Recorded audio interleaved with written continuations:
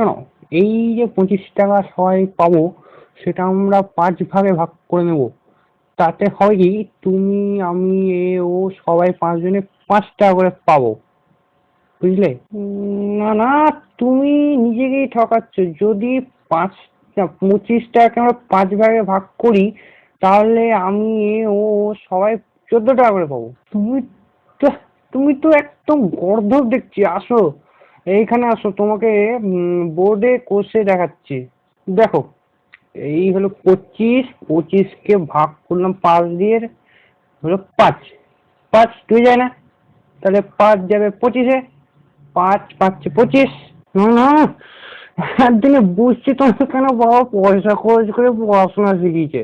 দেখো, 5, এই 25কে ভাগ করবো 5 দিয়ে, 5 2 যায় না, 5 তো বাবা 5-এ যায়, তো 5 একে 5 বেঁচে থাকলো 5 0 আর 2 20।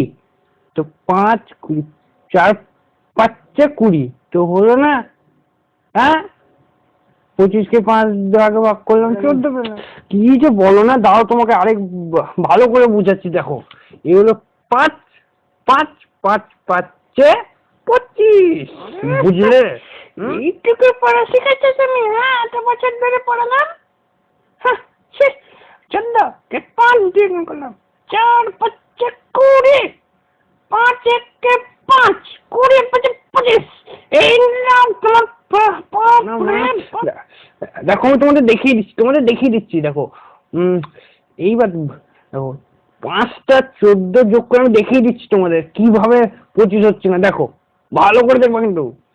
5টা 14 আমি যোগ করবো আর 25 হবে না। দেখো, 4 4 8 12 16 20 21 22 23 24 25 25। বুঝলে, বেশি পড়াশোনা করতে হয় না কেন? হ্যাঁ,